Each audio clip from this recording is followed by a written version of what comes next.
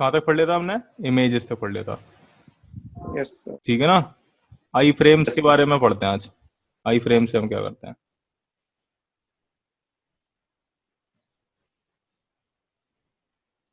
I frames in HTML. और मैं VS code over open कर लेता हूँ।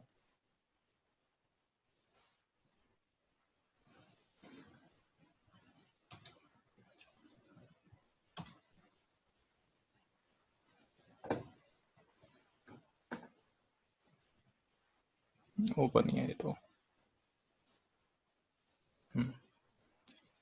तो आई फ्रेम क्या होता है? बेसिकली आई फ्रेम क्या होता है कि अभी तक हम वेब पेज में काम कर रहे थे, और वेब पेज यस के सर। अंदर अगर हम एक वेब पेज और एम्बेड करा दें, मतलब एक और लिंक करा दे वेब पेज, तो उसे कहते हैं आई फ्रेम।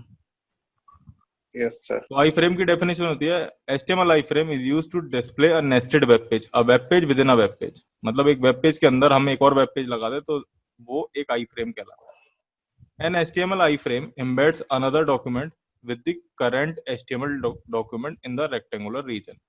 एचटीएमएल आई फ्रेम की मदद से, एचटीएमएल में हम आई फ्रेम की मदद से खाली वेब पेज को ही नहीं, एक्सटर्नल फाइल्स और डॉक्यूमेंट्स को भी अपने वेब पेज पर डिस्प्ले करवा सकते हैं। तो अब हम देखते हैं आई फ्रेम किस तरह से वर्क करता है। यहाँ पर इसके जो एट्रीब्यूट है इसके बारे में भी पढ़ेंगे हम। देखो आई फ्रेम के लिए जिस टैग का हम इस्तेमाल करते हैं, और आई फ्रेम रिप्रेजेंट कैसे होता है, वो इस तरीके से होता है, आई फ्रेम। ठीक है। अब यहाँ पर एसआरसी लिखा हुआ है, एसआरसी में हम अपने यस। पेज का नाम दे देते हैं। अभी मैं इसे ओपन करके दिखाता हूं।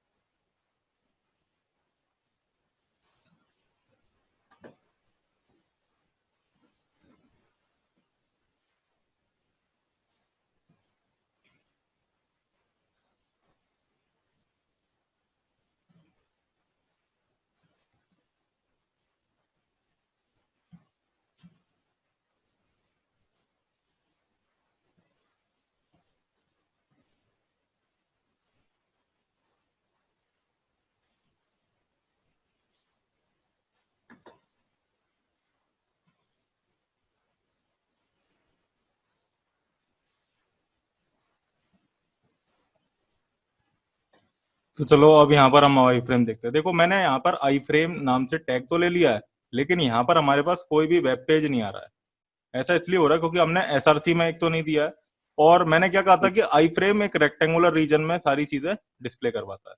तो रेक्टेंगुलर रीजन भी नहीं आ रहा है। रेक्टेंगुलर रीजन इसलिए नहीं आ रहा क्योंकि यहाँ पर जो फ्रेम बॉर्डर मैंने दे रखा है वो 0 दे रखा है। लेकिन अगर मैं इसे रिप्लेस करके 0 की जगह 1 कर दूं, फ्रेम बॉर्डर जो एट्रीब्यूट होता है आई फ्रेम में, उसकी दो ही वैल्यू होती है, एक होती है 0, एक होती है 1। तो 0 की जगह अगर मैंने 1 कर दिया तो हमारे पास आई फ्रेम को वो जो रेक्टेंगुलर रीजन होगा वो शो होने लग जाएगा। ये देखो यहाँ पे आ गया। अब इस रेक्टेंगुलर यस। रीजन की हम हाइट और विड्थ तो बाद में सेट करेंगे, लेकिन इस रेक्टेंगुलर रीजन के अंदर हम कोई भी अपना वेब पेज डिस्प्ले करवा सकते हैं। तो ये एक वेब पेज था इंडेक्स डॉट एचटीएमएल। इसके अंदर मेरे पास यहाँ पर ऑलरेडी एक वेब पेज और है इंडेक्स 2। या फिर हम ये जो फाइल फोल्डर्स के अंदर जो वेब पेजेस है इनका यूज कर लेते हैं। जैसे मैं फोर्थ डॉट एचटीएमएल का यूज करता हूँ, तो उसके लिए मैं किस तरह से मैं फोर्थ डॉट एचटीएमएल को लगाऊंगा इसमें, ये बताओ। ये जो फोर्थ डॉट एचटीएमएल है, इस एसआरसी एट्रीब्यूट में मैं किस तरह से उसका पाथ दूंगा, बताओ।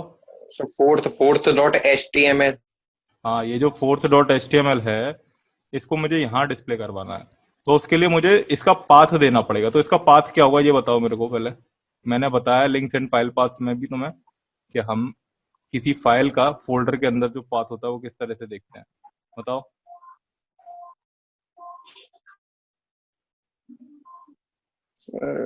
चलो मैं बताता हूँ, चलो मैं बताता हूँ। देखो सबसे पहले हम यहाँ पर है, हम यहाँ के बाद ये फाइल किस में पड़ी हुई है, fourth dot HTML files folder वाले फोल्डर में पड़ी हुई है। तो यहाँ पर क्या देंगे, यस सर।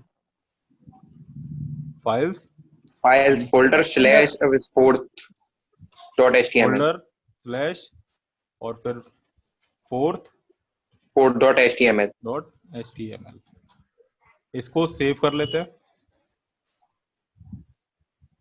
देखो यहाँ पर आ गया fourth dot HTML, fourth page display हो रहा है तुम्हारे यस पास सर। इस यस रेक्टेंगुलर सर। रीजन में। तो यही आई फ्रेम यस का सर। काम होता है। हम किसी भी वेब पेज को अपने कि एक करंट वेब पेज में डिस्प्ले करवा सकते हैं। और मैं चाहूँ तो कितने भी आई फ्रेम ले सकता हूँ एक वेब पेज पे। देखो मैं यहाँ पर कॉपी करके 1 2 3, ये 3 ले लिए मैंने। यहाँ पर मैं दे दूंगा सेकंड, यहाँ पर दे दूंगा मैं फर्स्ट, और यहाँ पर दे दूंगा मैं थर्ड। अभी हम फाइल को सेव करें। देखो यहाँ पर मेरे पास और भी काफी सारे आई फ्रेम आ चुके हैं, 1 2 3, और एक नहीं यस है सर। मेरे पास सेकंड डॉट एचटीएमएल। आया होगा ये रहा, सॉरी ये रहा। तो 4 हमारे पास आई फ्रेम आ चुके हैं। तो इससे क्या प्रूफ हो रहा है, इससे ये पता चल रहा है कि हम कितने भी आई फ्रेम एक वेब पेज पे डिस्प्ले करवा सकते हैं। यहाँ यस पर सर। हम सिर्फ और सिर्फ फाइल का नाम ही नहीं दे सकते, यहाँ पर हम किसी वेबसाइट का नाम भी दे सकते हैं। https://www. गूगल नहीं होगी इसमें, फेसबुक नहीं होगी, मैं बताऊंगा अभी गूगल और फेसबुक क्यों नहीं होती है इसमें। हम अपनी वेबसाइट का नाम दे देते हैं।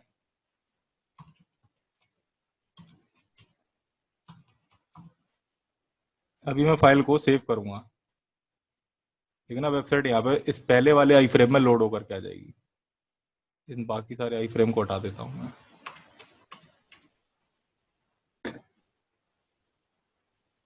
ये देखो स्क्रॉल बार आ गया, अभी 1 मिनट में लोड होगी। ये स्क्रॉलर आ रहा है इसका।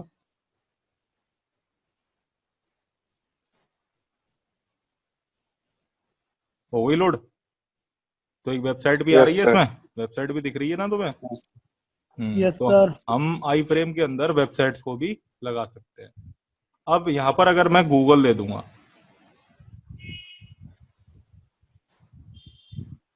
तो क्या होगा, गूगल यहाँ पर डिस्प्ले नहीं हो पाएगी। ठीक है, कह रहा है google.com रिफ्यूज टू कनेक्ट। इसका अगर हम एरर देखें, मैंने एरर देखने के लिए बताया था कि अगर हमें क्लाइंट साइड लैंग्वेजेस के एरर देखने ब्राउजर में, तो हम राइट क्लिक करते हैं, इंस्पेक्ट एलिमेंट वाला ये जो ऑप्शन है इसे सिलेक्ट करते हैं। इसके बाद हमारा ये जो कंसोल वाला टैब है इस पर क्लिक करते हैं, तो यहाँ पर हमारे पास सारे एरर आ जाएंगे। इसमें क्या आ रहा है, refuse to display www.google.com in a frame because it set to X frame option to same origin. ये इन्होंने एक सिक्योरिटी का वो लगा रखा है, सिक्योरिटी पॉलिसी लगा रखी है, जिस वजह से जो गूगल है वो एक आई फ्रेम में नहीं ओपन हो सकती है। ठीक है ना, हैकिंग की वजह से। Okay, yes sir. ये जावास्क्रिप्ट की वजह यस से सर। लगती है, तो हम इसे हटा भी सकते हैं अगर हम चाहे तो। ठीक है, ओके ओके सर। यही सेम फेसबुक में होता है, यही यूट्यूब पे कर रखा है इन लोगों ने। तो अब ये तुम्हें समझ में आया आई फ्रेम के थ्रू हम क्या कर सकते हैं। और तो मैं बता देता हूँ, और यस देखते सर हैं, आ गया। और देखते हैं। देखो अब इसके सारे एट्रीब्यूट देख लेते हैं। एसआरसी के बारे में तुमने देख लिया, एसआरसी में हम वो पाथ देते हैं जो कि हमें अपने आई फ्रेम में डिस्प्ले करवाना है। इसके अलावा यस सर। अलाइन, अलाइन क्या होता है, इस आई फ्रेम का अलाइनमेंट हमारे वेब पेज पे। अभी ये क्या है, बाय डिफॉल्ट लेफ्ट साइड में आ रहा है। मैं इधर दे देता हूँ, वही अपना पेज दे देते हैं।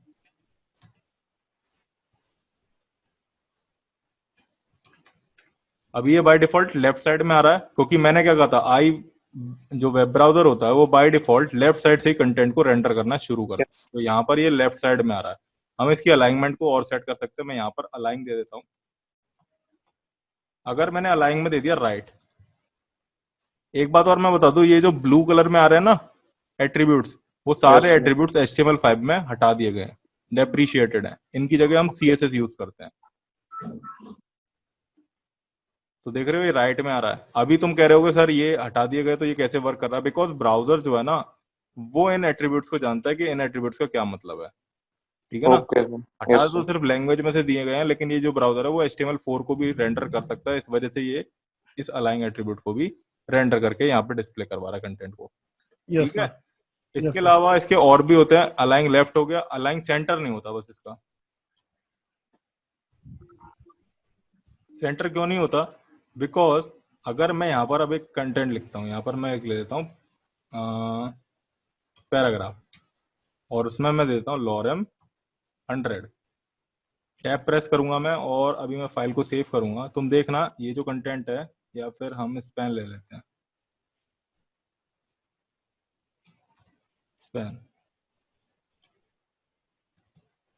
अच्छा पंकज, तुम्हारी कल कोई प्रॉब्लम थी, वो मैंने माइंड से स्किप हो गई थी, वो क्या प्रॉब्लम थी, तुम मुझे बताना जरा। सर कौन सी? एक तुमने कहा था कि सर मेरे को ये प्रॉब्लम आ रही है अपने टेक्स्ट एडिटर में। सर वो फोल्डर वाली प्रॉब्लम थी सर, अच्छा अच्छा अच्छा फोन अच्छा, में। हाँ मैं आज है ना वो देख लूंगा, ठीक है ना। मैं यस आज सर। इसके मैं आज इसके बारे में देख लूंगा। देखो अब ये सर अलाइंग सेंटर आ रहा है, इसके लिए हम अलाइंग सेंटर नहीं, इसकी वैल्यू होती है अलाइंग टॉप। सेव करूंगा मैं, तो ये देख रहे हो टेक्स्ट की जो पहली लाइन आ रही है वो टॉप से चली गई, यस सर। ठीक है ना। मिडल सेव करूंगा मैं, तो देखना ये मिडल में आ जाएगी। और एक होती है बॉटम, सेव, तो ये बॉटम में आ जाएगी। बाय डिफॉल्ट क्या होती है, बॉटम से होती है, इस वजह से बॉटम से आ रही है। बट इस वाली वैल्यूज का कोई मतलब नहीं होता, इसलिए मैं ज्यादा इन पे फोकस नहीं कर रहा। ज्यादातर वैल्यूज जो होती है वो लेफ्ट और राइट ही यूज होती है आई फ्रेम के केस में। Okay, yes yes sir. तो ये क्लियर हुआ टॉपिक आई फ्रेम यस का। सर। हाँ, यस सर। इसके अलावा हमारे पास और कौन से एट्रीब्यूट है, विड्थ और हाइट है। विड्थ और हाइट हम चेक करते हैं कि क्या करता है। मैं इसे डिलीट कर दूंगा। हाई। ये जो हमारे पास रेक्टेंगुलर रीजन आ रहा है ना, इसकी विड्थ और हाइट सेट कर देगा। अब अगर कोई तुमसे पूछे कि ये HTML में ये तुम यूनिट्स दे रहे हो, ठीक है ना, ये जो यस सर। न्यूमेरिक जितनी भी ये जो दे रहे हो तुम, इसके कहते हैं यस सर। विड्थ का ये जो रेशियो दे रहे हो 500, ये किस यूनिट यस में। तो इसका सीधा सा आंसर है कि HTML में हम जितनी भी रेशियो पास करते हैं, विड्थ हाइट हो चाहे कुछ भी हो, वो सारे पिक्सल में ही रेंडर करता है ब्राउजर, ठीक है। Okay yes sir. Sir. Okay sir. Width 50 और हाइट मैंने दे दिया, सॉरी विड्थ 500 और हाइट मैंने दे दी 500। अभी हम सेव करेंगे, तो हमारे पास ये जो आई फ्रेम है वो 500 बाई 500 का आ जाएगा, ये देखो। Yes sir. इसको मैं क्या करता हूँ, इसको मैं छोटा भी कर सकता हूँ। मैं इसकी हाइट को 500 की जगह 300 भी दे सकता हूँ। मैं 300 करके देखता हूँ, तब ज्यादा कंफर्टेबल लगेगा। देखो 300 में आ गया हमारे पास, ठीक है। तो क्लियर हुआ कि हाइट और विड्थ किस तरह से वर्क करता है। इसके बाद यस हमारे पास आता है मार्जिन हाइट और मार्जिन विड्थ। मार्जिन हाइट और मार्जिन विड्थ किस तरह से वर्क करता है, मैं यहाँ पर एक पैराग्राफ लेता हूँ और इसमें 100 वर्ड्स का एक पैराग्राफ पास कर दूंगा। अभी हम फाइल को सेव करते हैं और इसे चेक करते हैं। तो ये देखो, ये जो पैराग्राफ आ रहा है ये जस्ट आई फ्रेम के नीचे से टच होता हुआ आ रहा है, ठीक है ना। Yes sir. लेकिन सर। अगर मैं यहाँ पर मार्जिन हाइट नाम के एट्रीब्यूट का यूज कर दूंगा, मैं इसको थोड़ा सा और कम कर देता हूँ, 200 कर देते हैं और इसको 300 कर देते हैं, ठीक है। अभी हम अगर मार्जिन हाइट ले लेंगे, मार्जिन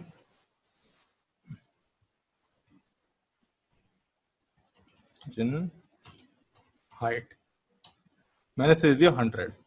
तो तुम एक चीज देखना, जब मैं सेव करूंगा तो यहाँ पर ये क्या है, ये जो कंटेंट था वो कहाँ से आ गया, ऊपर से 100 नीचे। पिक्सल्स पे नीचे आ गया, ठीक है ना। Yes sir. और यस सर। वही काम मार्जिन विड्थ करती है।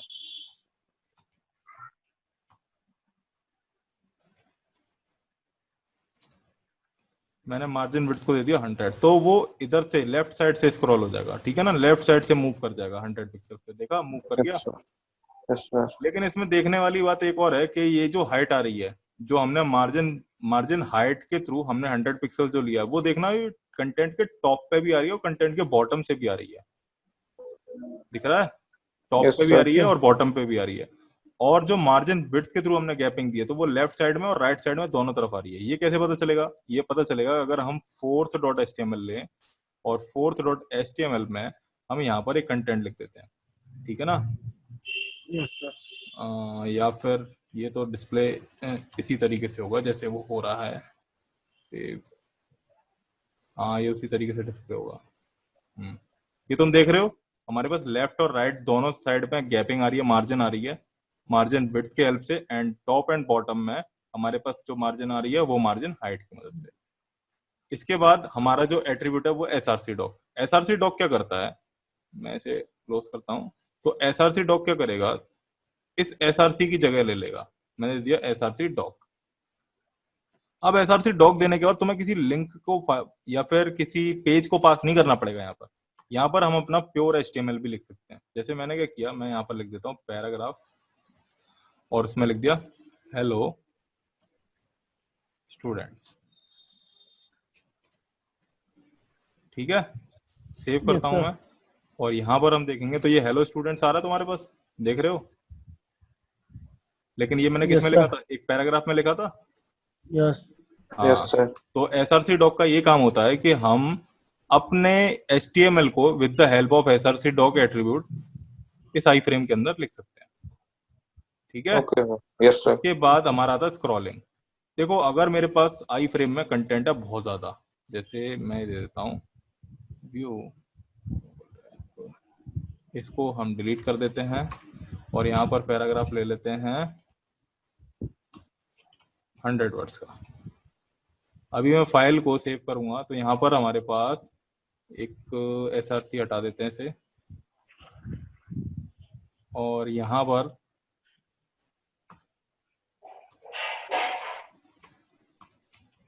फाइल्स अंडरस्कोर फोल्डर स्लैश,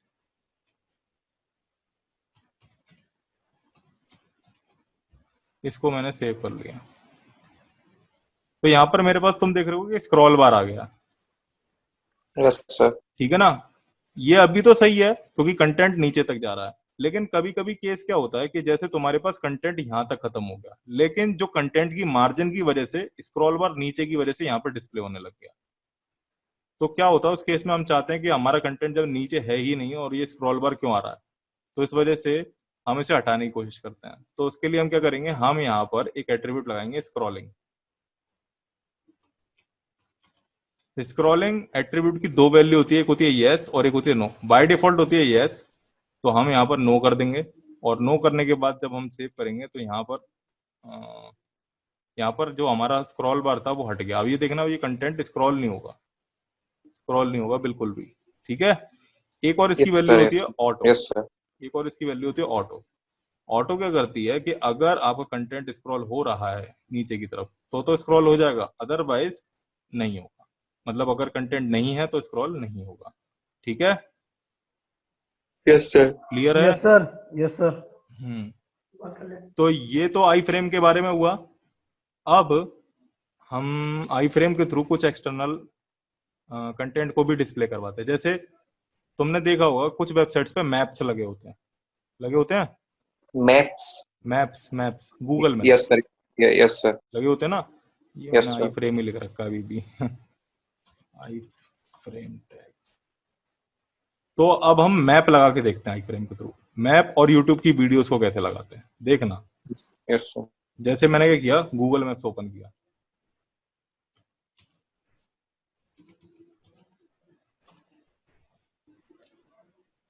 ठीक है,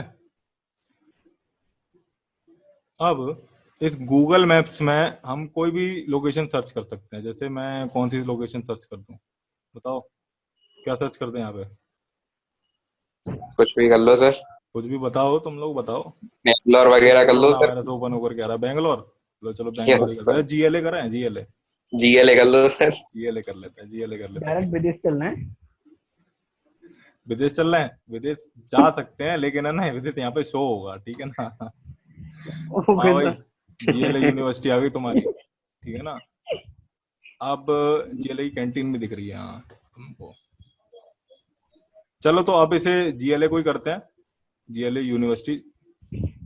इसको डिलीट कर दो बस, कर दी।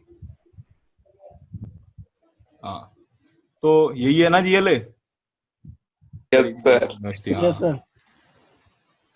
तो अब हम इसे लिंक करते हैं। इसे लिंक करने के लिए क्या करेंगे, यहाँ पे ये शेयर वाला दिख रहा बटन, यस सर। सर। इस शेयर पे क्लिक कर देंगे। इस शेयर पे क्लिक करने के बाद ये एम्बेडा मैप का ऑप्शन आ रहा है यहाँ पे, ये जो टैब आ रहा है इस पर यस क्लिक सर। कर देंगे। तो यहाँ यस पर ये आई सर। फ्रेम की लिंक दिख रही है, आई फ्रेम की लिंक, इसको कॉपी कर लेंगे। Yes sir. ये कॉपी करी, और कॉपी करने के बाद हम यहाँ पर डायरेक्ट इसको डिलीट कर देते हैं और यहाँ पर ये पेस्ट वहाँ कर पर। देंगे।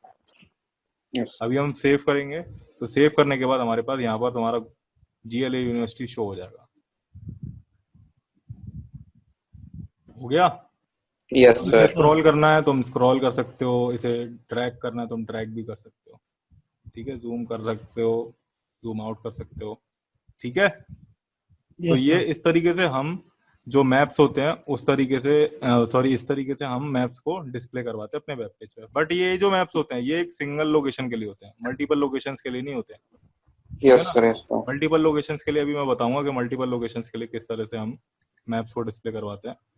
यस इसके सर, अलावा अब अगर हमें कोई यूट्यूब की वीडियो करनी है, या फिर हम इस मैप को एक जगह से और कर सकते हैं। यहाँ पर ये जो मेन्यू का बटन दिख रहा है, ये वाला, इस तरीके के बटन को, ये जो 3 लाइन में दिख रहा है ना, इसे पता है क्या कहते हैं? इसे कहते हैं हैमबर्गर मेन्यू बटन, ठीक है। यस सर, यस कहते सर, हैं हैमबर्गर बिकॉज ये बर्गर की तरह ही दिख रहा है ना, हैमबर्गर की तरह, यस सर, तो ये से हैमबर्गर कहते हैं वेब कंपोनेंट को। अब यहाँ पर तुम्हें दिख रहा हो शेयर और एम्बेड मैप, ये वही विंडो दोबारा से ओपन हो जाएगी, एम्बेड मैप करके यहाँ से कॉपी करके तुम अगेन उसे लगा सकते हो, जैसे से पिछले वाले प्रोसीजर में हमने किया था, यस सर, ठीक है। इसके अलावा यस हम्म,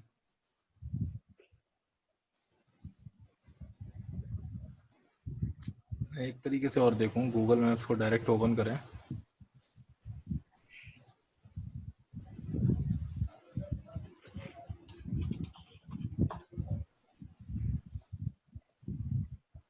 हम्म, अभी हम करके देखिए शेयर और embed map, embed a map, copy HTML and इसको लगा करके देखें।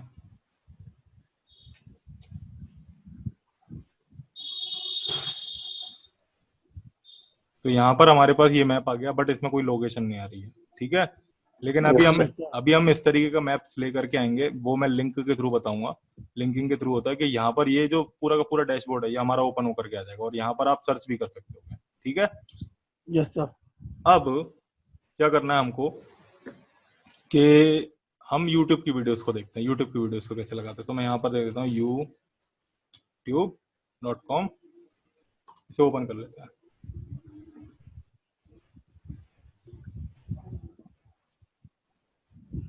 कुछ भी लगा लो तुम, जैसे हम यही लगा लेते हैं, गूगल एनालिटिक्स का, ठीक है ना, Google analytics yes tutorial, sir. Yes sir, ठीक है। अब अगर मेरे को इसको लगाना है, तो मैं ये जो शेयर का यहाँ पर बटन दिख रहा है, वहां पर भी शेयर किया था हमने, यहाँ पर भी ये शेयर का दिख रहा है, इस पर क्लिक किया, ठीक है। यहाँ पर ये जो एम्बेड वाली लिंक आ रही है दिख रही है, इस पर क्लिक कर दिया। यस अब इसके बाद ये जो आई फ्रेम का लिंक आ रहा है दिख रहा है तुम्हें, मतलब कोड आ रहा है ये जो आई फ्रेम का, सर, इसे यस सर, कॉपी कर लिया, और इसे कॉपी करने के बाद यहाँ पर यूज कर लिया। अभी हम सेव करेंगे, हमारे पास क्या है, आ गई यूट्यूब की पूरी, इसे हम प्ले कराएंगे तो ये प्ले भी हो जाएगी, प्ले हो गई। तो इस यस तरह यस से सर। सर, हम यूट्यूब की वीडियोस को और कंटेंट को रखते हैं। अब अगर मुझे इस यूट्यूब की वीडियो में खाली यूट्यूब की वीडियो नहीं लगानी, मेरे को पूरी पूरी लिंक लगाना, पूरा का पूरा प्लेलिस्ट लगानी है, तो कैसे लगाएंगे? जैसे ये प्लेलिस्ट है इसकी, ये वाली प्लेलिस्ट पे क्लिक कर दिया और हमारे पास ये प्लेलिस्ट आ गई। इस प्लेलिस्ट को लगाना है मेरे को, पूरी की पूरी प्लेलिस्ट को। तो क्या करूंगा, ये शेयर वाला बटन है, इस पर क्लिक करूंगा, यहाँ पर एम्बेड आ जाएगा और मेरे पास ये वही आ रही है। अभी चेक करते हैं एक वीडियो आ रही है क्या, कॉपी करेंगे, इसको लगा करके देखते हैं, पहले सेव करते हैं हम। अभी एक ही वीडियो आ रही है, चेक करते हैं, एक ही वीडियो आ रही है, देखो पार्ट 1 ही दिखा रहा है ना यहाँ पर। मुझे यस पूरी सर, पूरी पूरी पूरी प्लेलिस्ट लगानी है, तो उसको मैं कैसे लगाऊंगा, यहाँ पर क्या करूंगा, ये जो तुम्हें लिस्ट वाला दिख रहा है, लिस्ट इज इक्वल्स टू ये तो जो, देखो यूट्यूब में जो वीडियो का नाम होता है वो कैसे पता चलता है, और लिस्ट का नाम होता है वो कैसे पता चलता है। यूट्यूब में हमेशा वॉच लिखा होगा यहाँ पर, और वॉच करने के बाद एक क्वेश्चन मार्क लगा करके वी लिखा होगा, या फिर question mark is equal to लिखा होगा, जो भी लिखा हो। लेकिन ये जो क्वेश्चन मार्क के बाद होता है, ये होती है वीडियो का नाम। ये KC तक लिखा हुआ ना यहाँ तक, ये वीडियो का यस नाम है। सर, और उसके बाद ये जो M% लगा हुआ है, इसके बाद ये जो लिस्ट दिखाई दे रहा है पैरामीटर, उसके बाद ये जो आ रहा है ये लिस्ट का नाम है, यूट्यूब की प्ले लिस्ट का। तो हमें ये प्ले लिस्ट लगानी है, तो हमारे पास यहाँ पर सीधे नाम आ चुका है, हम इसको कॉपी कर लेते हैं। और कॉपी करने के बाद मैं यहाँ पर क्या करूंगा, ये जो आ गया हमारे पास वीडियो, तो हम इस वीडियो को ना लेकर के एम्बेड में क्वेश्चन मार्क लगाएंगे और लिस्ट पास कर देंगे, लिस्ट इज इक्वल्स टू ये। अभी हम सेव करते हैं और चेक करते हैं हमारे पास आ रही है कि नहीं। ये देखो तुम्हारे पास पूरी की पूरी प्लेलिस्ट आ गई, और इसमें हम Yes, कोई sir. भी वीडियो चला सकते हैं।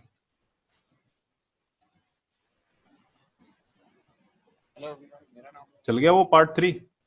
तो इस तरीके से हम आई फ्रेम के थ्रू एक्सटर्नल कंटेंट को भी, यहाँ पर भी मैंने गूगल का वो पूरा का पूरा लगा दिया ना, यूट्यूब लगा दिया, और मैंने मैप्स लगा करके भी दिखा दिया तुम लोगों को। ठीक है, Yes, sir. Yes sir. इस तरीके से हम जो आई फ्रेम होता है उसके थ्रू ये कंटेंट लगा सकते हैं। ऑल्सो हम आई फ्रेम के थ्रू पीडीएफ डॉक्यूमेंट्स को भी लगा सकते हैं, MP3 फाइल्स को भी लगा सकते हैं। अब मेरे पास MP3 फाइल्स भी पड़ी हुई है ना, एक दो MP3 फाइल्स को भी चेक कर लेते हैं। तो यहाँ पर मैं क्या करूंगा, इसे डिलीट कर देता हूँ और एक काम करते हैं, SRC वाले को मॉडिफाई कर लेते हैं। इसको डिलीट किया, फ्रेम बॉर्डर को रहने दिया। अब ये मत सोचना कि allow accelerometer auto play encrypted media gyroscope picture in picture allow full screen, ये क्या होता है, ये यूट्यूब की एपीआई होती हैं Yes, sir. वो बाय डिफॉल्ट ओपन करके देता है। ठीक है ना, अगर आप किसी चीज को प्ले Yes, करा sir. दो, अगर आप इनमें से कुछ चीज हटा दोगे ना, तो वो जो वीडियो वहां पे चल रही थी वो डिस्प्ले होना बंद हो जाएगी। अब यहाँ पर मैंने कहा था कि हमारे को MP3 फाइल्स भी हम आई फ्रेम के थ्रू रन करवा सकते हैं। तो a.mp3 दिख रहा है, SRC में मैं क्या करूंगा, a.mp3 पास कर दूंगा और मैं सेव करूंगा। तो यहाँ पर तुम्हें दिख रहा है आई फ्रेम में हमारे पास एक वो भी आ चुका है, Yes, sir. Audio. Yes sir. अच्छा, ऑडियो प्लेयर के थ्रू ऑडियो चलाई थी, Yes, sir. चलाई थी ऑडी। चल गई। Yes, sir. चल गई। अच्छा, अभी सेव किया मैंने। वीडियो भी चल गई थी सर। हाँ, अब देखो मैंने आई फ्रेम में एक वीडियो भी पास कर दिया, तो यहाँ पर हमारे पास वीडियो भी आ गई है। Yes, sir. ठीक है, तो आई फ्रेम में आप किसी भी तरह का कंटेंट पास कर सकते हो, चाहे वो मल्टीमीडिया कंटेंट हो, चाहे वो वेब पेज हो, और या फिर चाहे वो किसी अलग तरीके का मतलब किसी पोर्टल की किसी पोर्टल की वेबसाइट हो, कुछ भी हो। यहाँ पर बस उसका लिंक पास करना है SRC में और वो यहाँ पर आ जाएगी। बस उसकी कोरस पॉलिसी जो होती है या फिर एक्स ओरिजिन जो होती है वो अलाउ होनी चाहिए, जैसे अभी हमने गूगल में देखी थी ना, Yes, sir. Yes, allow sir. नहीं थी। चलो अब आगे देखते हैं हम। तो आई फ्रेम के बारे में इतना ही। इस आई होप इतना तो तुम्हें समझ में ही आ गया होगा कि आ गया। आई फ्रेम कितना पावरफुल टैग है HTML में। बट मैं एक बार बता दूं कि आई फ्रेम ज्यादा यूज नहीं करते लोग। आई फ्रेम कहाँ यूज करते हैं लोग, जैसे तुमने जब किसी वेबसाइट पे क्लिक किया तो एक वेब पेज ओपन होकर के आ जाता है, Yes, यस sir. सर। या तो उधर आई फ्रेम यूज करेंगे। ठीक है, एक चीज और Yes, मैं sir. बता देता हूँ कि मैंने क्या कहा था कि मैं लिंक के थ्रू बताने वाला था कि हम लिंक पे क्लिक करेंगे तो हमारे पास पूरा गूगल का वो ओपन हो जाएगा, डैशबोर्ड का जो गूगल मैप्स का था। मैंने एंकर टैग लिया यहाँ पर। एंकर टैग देने के बाद हम गूगल मैप्स पे जाते हैं। तो देखो ये यहाँ पर गूगल मैप्स आ गया। अब मैं मेन्यू पे क्लिक करूंगा और मेन्यू पे क्लिक करने के बाद शेयर और एम्बेड वाला ये ऑप्शन आ रहा है, इसी को क्लिक कर दूंगा। यहाँ पर ये सेंडर लिंक आ रहा है ना, इसको कॉपी कर लेते हैं और इसको कॉपी करके इधर पेस्ट कर देंगे। यहाँ पर लिख देंगे open Google map, open maps. ठीक है, सेव करते हैं और यहाँ पर हमारे पास ये आ गई है। जब मैं इस पर क्लिक करूंगा तो ये डायरेक्ट मुझे उधर ही पहुंचा देगा। अब यहाँ पर तुम किसी भी लोकेशन को सर्च करवा सकते हो यूजर से। अब इस केस में तुम क्या कर सकते हो कि हम यहाँ पर क्या कर सकते हैं बताओ, थोड़ा सा दिमाग लगाओ। कि मैंने एक चीज और बताई थी कि अगर ऐसी एक्सटर्नल लिंक है, याद रहे कभी भी आप किसी एक्सटर्नल एप्लीकेशन को ओपन करवा रहे हो अपनी वेबसाइट से, तो हमेशा target is equals to blank pass कर देना। ठीक है, यस सर। सेव किया मैंने, target is equals to blank हो गया। अब मैं जब इस पे क्लिक करूंगा तो वो एक नेक्स्ट में होगा और हमारी वेबसाइट कीप ओपन रहेगी। ठीक है, यस सर। Yes, sir. चलो ये तो हुआ इतना। आई फ्रेम में मैंने ये भी बता दिया। आई फ्रेम में एक चीज और रह गई है, मैंने तुम लोगों को बताया था कि हम क्लिक करके target is equals to underscore parent भी नाम से वैल्यू थी ना टारगेट की, बताया था Yes. ना मैंने। हाँ, तो उसे ओपन करते हैं। तो target is equals to underscore parent दे देता हूँ, अंडरस्कोर पेरेंट। अब क्या करते हैं, अब एक आई फ्रेम ले लेते हैं, आई फ्रेम, और या फिर एक काम करेंगे, इसमें दे देंगे फाइल्स अंडरस्कोर फोल्डर /4th.html। ये मैंने पास कर दिया। ठीक है, इससे क्या होगा, हमारे पास वेब पेज में जो हमारा आई फ्रेम है उसमें हमारे पास फोर्थ डॉट एचटीएमएल ओपन होकर के आ जाएगा। मैं एक और काम करता हूँ, मैं यहाँ पर वन और दे देता हूँ। अभी मैं फाइल को सेव करूंगा तो यहाँ पर हमारे पास एक फोर्थ डॉट एचटीएमएल आ गया, इसे हटा देते हैं। इसकी हम विड्थ और हाइट भी ले लेते हैं। विड्थ 400 एंड हाइट मैंने दे दी 500 या फिर 300। ठीक है, सेव करेंगे हम तो हमारे पास ये आ गया। मैं क्या करता हूँ, फोर्थ डॉट एचटीएमएल में जस्ट मॉडिफिकेशन कर देता हूँ। इधर ध्यान से देखना, ये जो चीज है, एक एंकर टैग लेंगे। एंकर टैग में मैंने क्या किया, मैंने सेकंड पेज दे देते हैं, files underscore folder forward slash second dot HTML, और इधर हम दे देते हैं सेकंड पेज। अब देखो, target is equal to underscore parent क्या करता है, मैं लिख देता हूँ target is equal to underscore parent. अभी मैं फाइल को सेव करता हूँ, सेव ऑल। तो हमारे पास इंडेक्स में हमने क्या लिंक करवाया था, फोर्थ डॉट एचटीएमएल, यहाँ पर डिस्प्ले हो रहा है। और फोर्थ डॉट एचटीएमएल में हमने एक लिंक पास करी है सेकंड पेज के लिए, वो यहाँ पर डिस्प्ले हो रही है। लेकिन इसका टारगेट हमने क्या दे दिया, पेरेंट। तो ये पेरेंट में ओपन होगी। जब मैं इस पर क्लिक करूंगा ना, देखो ये अपने फाइल्स फोल्डर के अंदर ही दे दिया क्या, okay, second dot HTML, sorry बात गलत हो गया। एक्चुअली क्या है कि फोर्थ डॉट एचटीएमएल तो इस फोल्डर के अंदर थी, लेकिन वो इसके अंदर और ढूंढ रहा था फाइल फोल्डर करके। अभी फोर्थ डॉट एचटीएमएल आ रहा है, क्लियर हो रहा है यहाँ पे। Yes sir. हाँ, तो क्या है कि फोर्थ डॉट एचटीएमएल में मैं जब इस पे क्लिक करूंगा सेकंड पेज वाले पे, तो देख रहे हो ये अपने पेरेंट में ओपन हो गया, बाहर निकल के ओपन हो गया। Yes sir. दोबारा से देखना, मैंने क्या किया, मैंने एक आई फ्रेम लिया, उसमें एक पेज पास किया फोर्थ डॉट एचटीएमएल, जो यहाँ पे डिस्प्ले होने लग गया। लेकिन इस फोर्थ डॉट एचटीएमएल में मैंने एक लिंक पास करी, जिसमें मैंने सेकंड डॉट एचटीएमएल यानी कि सेकंड वाला जो पेज था मैंने उसे लिंक करवाया हुआ था। लेकिन इसका जो टारगेट एट्रीब्यूट था उसमें मैंने अंडरस्कोर ब्लैंक या सेल्फ या टॉप की जगह मैंने अंडरस्कोर पेरेंट वैल्यू पास कर दी। तो ये जो लिंक होगी ये अपने पेरेंट में ओपन होगी। अब इस आई फ्रेम का पेरेंट क्या है, ये जो है, ये जो बॉडी है, ये बाहर वाला, ठीक है ना। जब मैं इस पर क्लिक करूंगा तो ये लिंक जो होगी ना वो इसके यहाँ ओपन हो जाएगी। दिख गई, ओपन हो गई। Yes yes sir. ठीक है ना, वो स्पेस से नहीं गई। लेकिन अगर मैं यहाँ पर target is equal to underscore parent नहीं लगाऊंगा और मैं सेव कर दूंगा इसे डायरेक्ट, और अब क्लिक करूंगा, तो वो इसी पेज के अंदर ओपन होगी, इसके पेरेंट में ओपन नहीं होगी। ठीक है, इसी आई फ्रेम के अंदर ओपन होगी वो। यस तो सर। आई फ्रेम का टॉपिक यही था। ठीक है, अब हम अपना नेक्स्ट टॉपिक पढ़ते हैं। आई फ्रेम का टॉपिक काफी बड़ा था, लेकिन तुम्हें समझ में आया हुआ होगा कि आई फ्रेम के थ्रू हम किस तरह से डिफरेंट डिफरेंट मल्टीमीडिया कंटेंट्स हो, चाहे चाहे वो किसी वेब पेज हो, लिंक्स हो, या फिर पीडीएफ डॉक्यूमेंट्स को भी हम लिंक करवा सकते हैं।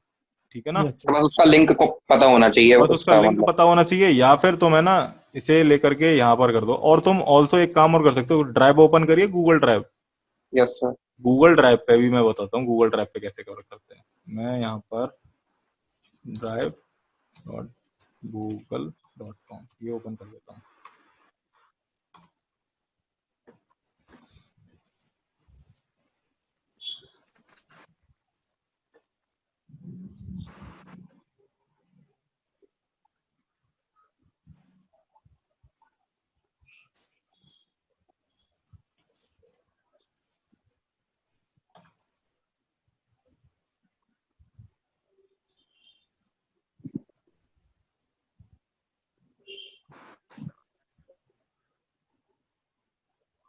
तो मेरे पास देखो यहाँ पर काफी सारी फाइल्स ओपन होकर के आ गई है।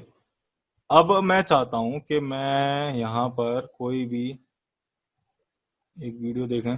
जैसे ये वाला देखो, ये वाला ऑडियो है, ये वाला ऑडियो है। मैं जस्ट दिखा रहा हूँ कि गूगल ड्राइव से हम किस तरह से आई फ्रेम में लिंक कराते हैं। ये दिख रहा है यहाँ पे ऑडियो, इसको राइट क्लिक करके ओपन करूंगा और ये लिखा हुआ ना शेयर, ये शेयर आ रही है, शेयर।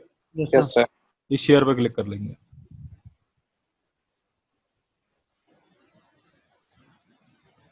अब गेट लिंक पे आ रहा है, gate link, anyone on in yes the sir. Internet with this link can view.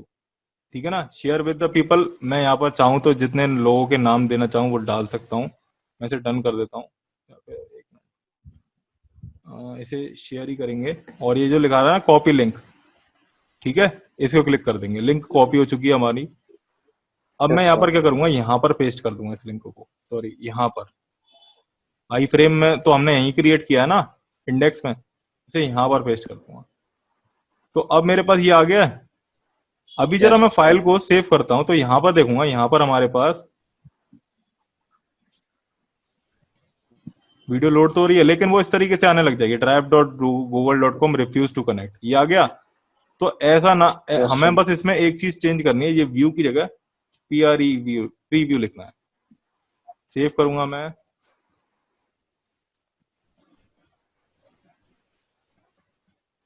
और देखो तुम्हारी ये ऑडियो आ गई।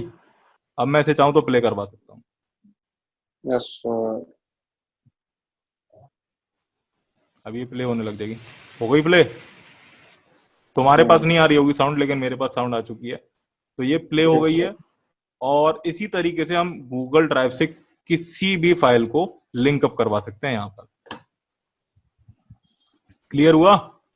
Yes sir. हम्म। अब हम अपना नेक्स्ट टैग के बारे में पढ़ेंगे।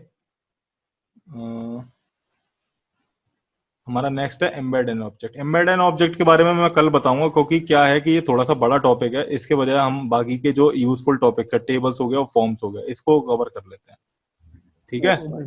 Okay sir. हम्म। सबसे पहले मैं टेबल्स को देखता हूँ, टेक्स्ट फॉर्मेटिंग एंड कोड्स। चलो इसे भी देख लेते हैं। देखो भाई, टेक्स्ट फॉर्मेटिंग क्या होती है? टेक्स्ट को डिफरेंट डिफरेंट स्टाइल्स में फॉर्मेटिंग करना, मतलब डिफरेंट डिफरेंट स्टाइल्स में चेंज कर देना, मॉडिफाई कर देना, उसे हम कहते हैं टेक्स्ट फॉर्मेटिंग। और कोड्स क्या होता है? वो तुमने देखा होगा वेबसाइट पे, जो कुछ वर्ड्स होते हैं उनके आगे डबल कोट्स लिखा आता है, बड़ा बड़ा, Yes, sir. Yes, sir. ठीक है ना? तो वो होते हैं कोड्स। टेक्स्ट फॉर्मेटिंग क्या होती है? HTML provide several text that we can use to make some text on our web page to appear differently than normal text. मतलब HTML में हमें कुछ ऐसे टेक्स्ट प्रोवाइड किए गए हैं जिसकी वजह से हम जो हमारा नॉर्मल टेक्स्ट आता है उससे अलग टेक्स्ट को अपने वेब पेज पर लिख सकते हैं। Yes HTML sir. formatting is the process of formatting text for better look and feel on the web page.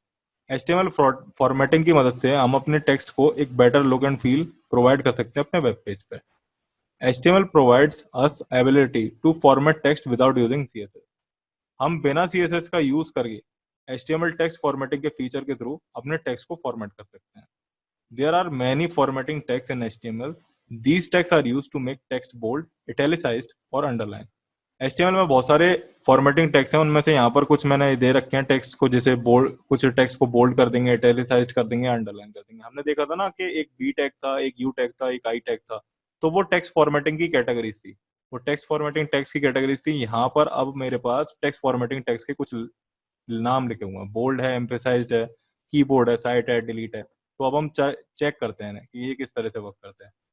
मैं यहाँ पर कुछ ही टैग के बारे में तुम्हें बताऊंगा, बाकी टैग्स के बारे में तुम्हें खुद से देखना होगा। मैं पीपीटी को तुम्हारी ईमेल आईडी पर सेंड कर दूंगा, ठीक है? Yes, sir. क्योंकि इसमें इनका ज्यादा कुछ काम नहीं होता। इनमें जो मोस्टली यूज होने वाले टैग हैं वो मैं अभी बता देता हूँ। एक बोल्ड है, ध्यान रख लेना, एक बोल्ड है। बोल्ड के अलावा तुम्हारा एम्फेसाइज टैग है, जो वेबसाइट में अधिकतर यूज में देखे जाएंगे तुम्हारा।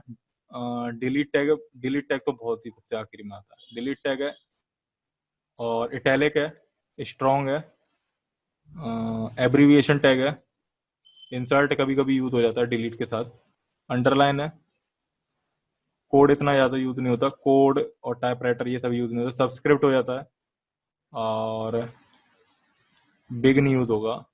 प्री फॉर्मेटेड टेक्स्ट सबसे ज्यादा यूज होने वाला। इनमें इन सब में सबसे ज्यादा बोल्ड, इटैलिक, अंडरलाइन और प्री फॉर्मेटेड। सैंपल नहीं यूज होता, मार्क कभी कभी यूज होता है, ठीक है ना? अब इन सारे जो यूजफुल यहाँ पर हैं, मैं उन सबके फीचर बता देता हूँ।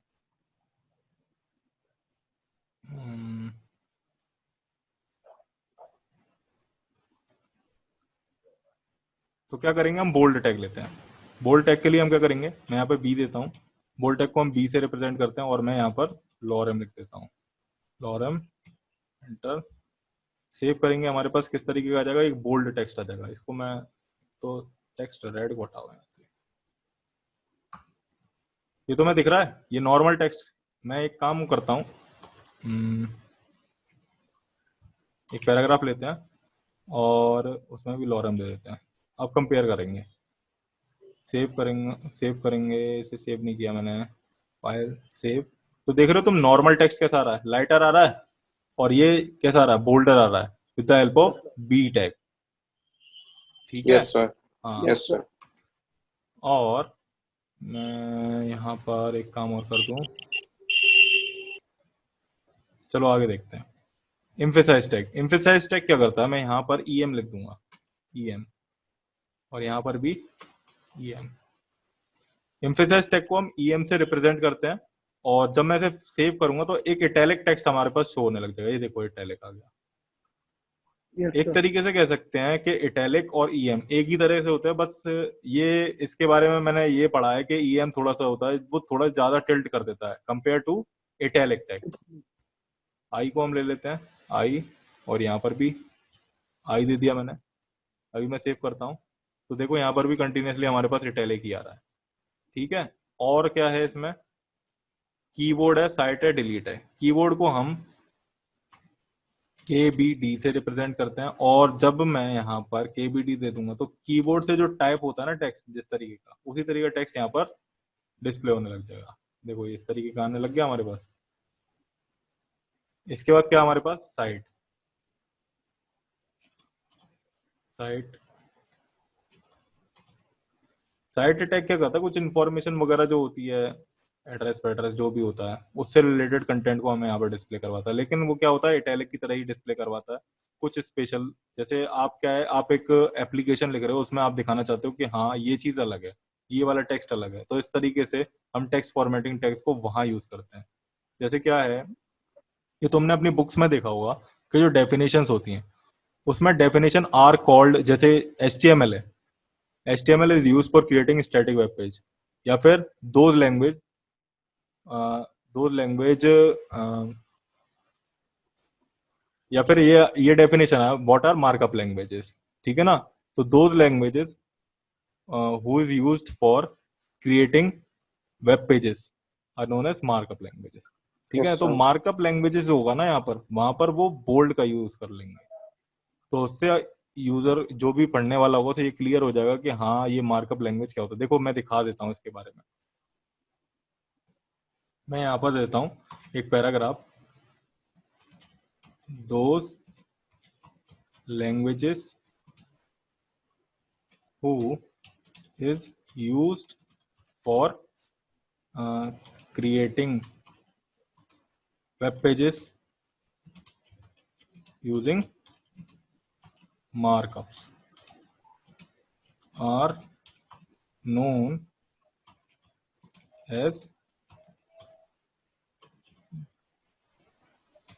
markup languages। ठीक है। अब यहां पर ये जो मार्कअप लैंग्वेज है, इसके आगे हम क्या कर देंगे, बी लगा देंगे, कुछ इस तरीके से।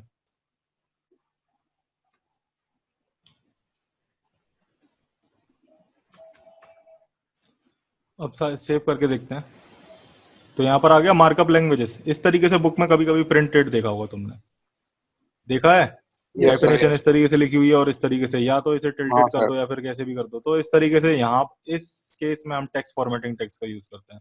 तो साइट तो तुम्हें समझ में आ गया होगा, डिलीट टैग। डिलीट टैग क्या यस सर। करता है, डिलीट क्या करता है, डिलीट को हम DEL से रिप्रेजेंट करते हैं, और उसमें लिख देता हूं मैं हेलो, या फिर CSS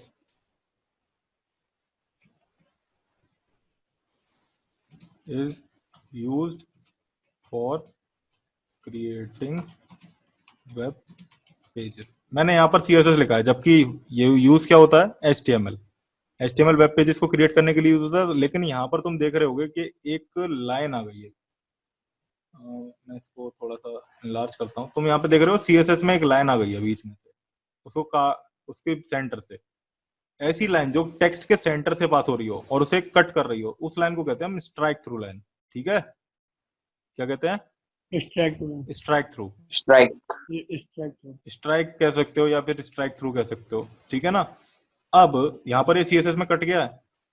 कुछ वेबसाइट्स ऐसे भी दिखाती है, डिस्प्ले कर देती है कंटेंट को। मैं यहाँ पे देता हूँ INS में मैं पास कर दूंगा HTML। अभी हम सेव करेंगे तो यहाँ पर दिख गया HTML आ गया CSS कट करके। तो DEL यानी कि डिलीट और इंसर्ट टैग जो होते हैं वो इसीलिए यूज करते हैं। ठीक है ना। Yes sir. अब आता हमारा स्ट्राइक। स्ट्राइक बेसिकली जैसे ये लाइन कट कर रही है ना, इसी तरीके से स्ट्राइक यूज होता है। लेकिन तुम अभी एक चीज नोटिस कर रहे होगे कि मैं यहाँ पर जितने भी टेक्स्ट फॉर्मेटिंग टेक्स्ट यूज कर रहा हूँ, वो जो नॉर्मल टेक्स्ट है उससे अलग आउटपुट हमें डिस्प्ले करवा रहे हैं। मैं यहाँ पर क्या करता हूँ, यहाँ पर अब मैं स्ट्राइक ले लेते हैं हम। स्ट्राइक ले लिया और लॉरेम दे दिया मैंने। देखना अभी मैं इसे सेव करूंगा तो क्या होगा, तुम देख रहे हो ये कट हो रहा है, कट गया। यस अच्छा सर। एक बात बताओ, सुन रहे हो दोनों? यस मैं तुम सर। लोगों से एक क्वेश्चन पूछता हूँ यस सर। कि जो HTML है, ठीक है ना, यस सर। उसपे से हम ये जितना भी कंटेंट ले रहे हैं, ये कैसा कंटेंट है? डायनामिक है कि स्टैटिक है?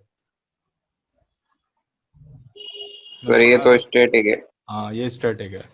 स्टैटिक यस क्यों है? क्योंकि हम इसे चेंज नहीं कर सकते, साफ दिख रहा है। मैं इसे चेंज कर सर। सकता हूँ? No sir. नहीं कर नो सकता सर। ना। Yes sir. देखो मैं एक और बात बताता हूँ, वैसे तो नहीं होता लेकिन ये बहुत ही कम लोगों को पता होती है कि एक एट्रीब्यूट होता है HTML में, जिसे हम कहते हैं कंटेंट एडिटेबल, ठीक है ना। और यस मैं सर। इसे कर दूंगा ऑन।